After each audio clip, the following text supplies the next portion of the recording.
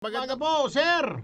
Sir, good morning. Magandang umaga, parang Erwin, at magandang umaga sa lahat ng nanonood at nakikinig. Good morning po. Yes, will you agree with me na dapat yung susunod na leader may nakalatag na plano pagpalit kay PRRD, whoever it is, nakalatag na plano towards recovery. At anong klaseng recovery dapat, Hmm. sir? Ang aking nakikita, talagang naman, dapat ngayon lang meron ng mga bagay na dapat ginagawa na natin ngayon pa lang, diba, doon sa pagbalik ng ekonomiya. Ang aking pananaw naman diyan sa pagbalik ng ekonomiya, hindi recovery kung hindi ang pagbabago, babaguhin natin ang ekonomiya eh. Dahil nagbago lahat dahil sa COVID. Magbabago ang global economy, kailangan tayo mag-adjust din tayo. And it is ang pinaka-central na nakikita ko is the digital infrastructure, na dapat yan ang isa sa unahin natin dahil nga lahat na naparami nga ang ating ginagawa sa internet. At kahit kailangan pagandahin na natin yung internet natin para masabayan natin ang ating mga magiging trading partners sa buong mundo. But the reason why it's important na may plano na, dahil ang hinaharap natin dito sa ngayon ay malalim-lalim yung naging problema natin. Kaya ang hinaharap, meron tayong dapat meron tayong short-term solutions and meron tayong long-term solutions. So the way I see it is that the short-term solutions is immediately paano natin bibigyan ng trabaho ang ating mga kababayan na nawalan ng trabaho. Nagsara yung kanilang pinapasukan, hindi na sila makakabalik. May mga OFW na baka hindi na makabalik. So, short term, kailangan natin ibalik sa trabaho ang karamihan ng Pilipino. And yung mga OFW na naiwan dito, puntahan natin ulit yung kung saan sila nanggaling at kausapin natin ang mga kaibigan natin sa Middle East, sa Europe, sabihin natin, yung mga trabaho nila, ibalik na naman sa kanila para meron na naman sila mapuntahan. Dito naman sa Pilipinas, lagi ko nababanggit is MSMEs, yung mga maliliit na negosyo, yung bumabalik na dahan-dahan, mga sari-sari store. Pero yung mga personal service na non-essential, hindi pa nakakabalik, kaya yun kailangan ng tulong ng gobyerno. We can do that in the small investments, yung micro investment dito sa maliliit. At siguro tignan din natin yung buwis, kung paano natin pwedeng bigyan ng breathing room, kung tawagin, ang ating mga small businesses sa pagbabayad ng buwis. At yun naman ang kanilang kailangan just to get them back on their feet again. Agriculture, pag tinignan mo ang expenditure to the ratio of expenditure to employment, maganda ang ratio na yan. Kaunti lang ang invest mo sa agriculture, maraming may employ. Kaya yan, siguro pasukin natin ng mabuti yan. At nakita naman natin na nung dumating yung pandemya, isa sa pinakaunang naging problema is food supply. Kaya kailangan namin talaga nating ayusin yan. So there's a short-term problem there in agriculture that we can help by yung pag mag-public investment, mag-invest ang gobyerno para lumawak ang agricultural sector. Maraming employment 'yan.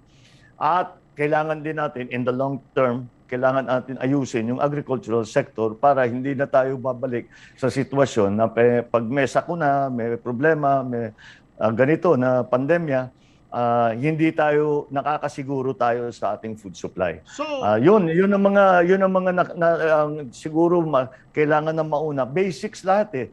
Kaya ang unang short-term problem is we have to find short-term, immediate, not short-term, but immediate solutions sa employment problem. so Kailangan we have to create jobs para yung mga Pilipino na nawalan ng trabaho na matagal ay makabalik na sa trabaho at meron na silang kinikita, meron silang sahod, meron silang sweldo na regular na hindi na lang umaasa sa IX, sa tupad, sa ayuda. We have to get people back on their feet. And then, that's what I say, the agriculture, MSMEs, doon tayo mag-ano.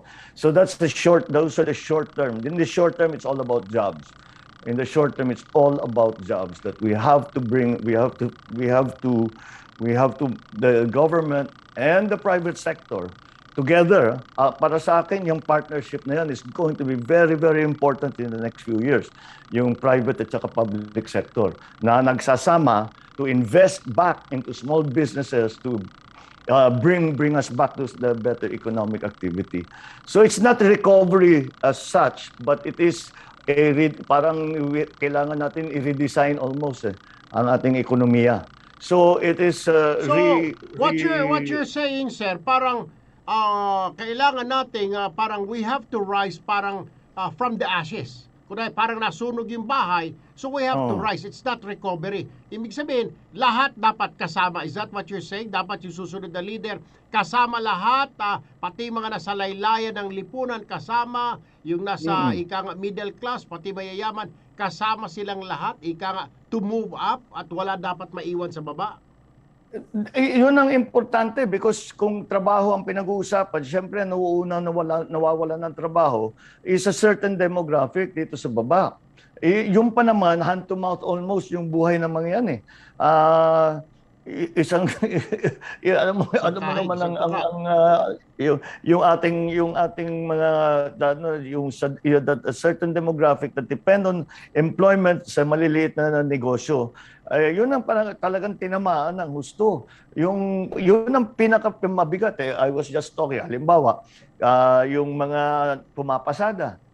Ang grabe talaga ang pagkatama sa kanila. Lahat ng pumapasada. Ngayon, meron tayo na ibigay, yung gobyerno may naibigay dun sa mga yun, sa jeepney drive, pero hindi inabutan yung tricycle driver.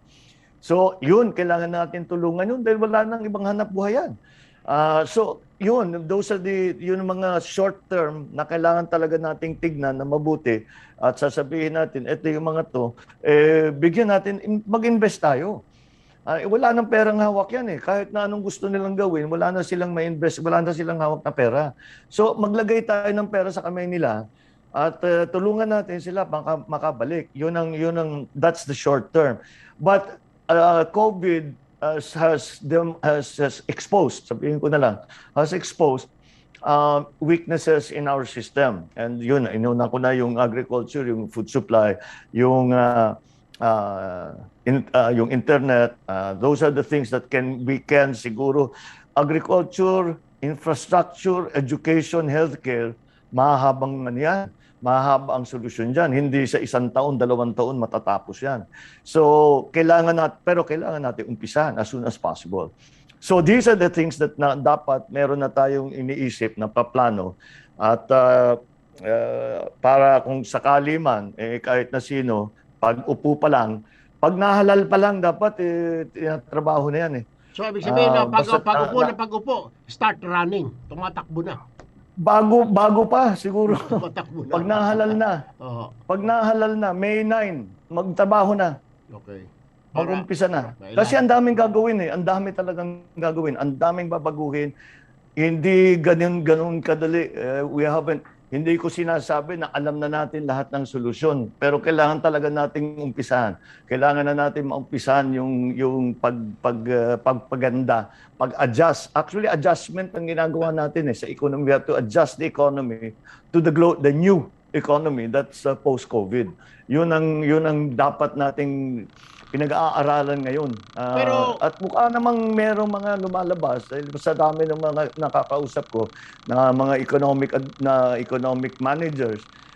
Sabi nila, meron tayong mga opportunities dito.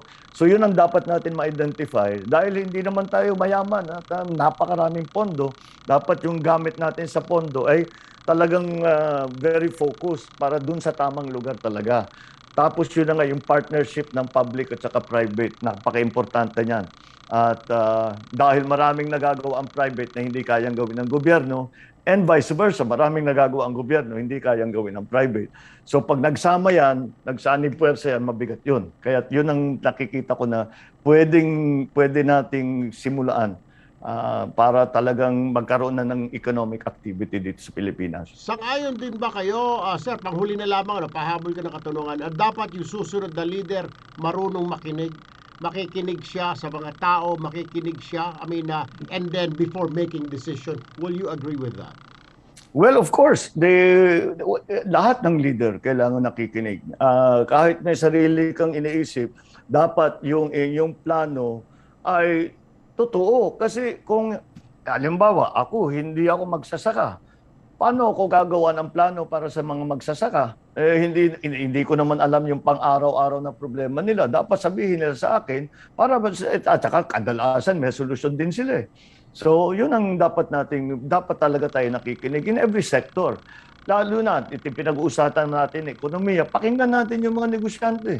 Pakinggan natin, alam mo, yung nagulat ako dito sa pandemyang ito, iisipin mo, yung mga malalaking korporasyon, walang ginawa yan, kundi basta pera lang iniisip niya, kumikita lang. Ang daming naitulong nila sa pandemya. Dahil they are good citizens. These corporations want to prove that they are good neighbors, that they are good citizens, and I think they've proven themselves itong period of crisis. So we have to continue to tap that, and that's why I talk of the partnership between the public sector and the private sector. All right. Sir, nako, gustuhin ko pa man ho, kayong kausapin ay magbe-break na ho kami at I guess I'll see you again one of these days dahil busy ho kayo. Maraming salamat, sir, for your time with us again at hindi nyo nakakalimutan itong programa nyo dati. Thank you po, Sir BBM. Thank you. Salamat, Erwin. Salamat sa lahat ng nanonood at nakinig. Thank you po. Thank you Magandang umaga po. Thank you Magandang very umaga, much. sir. Thank you, sir.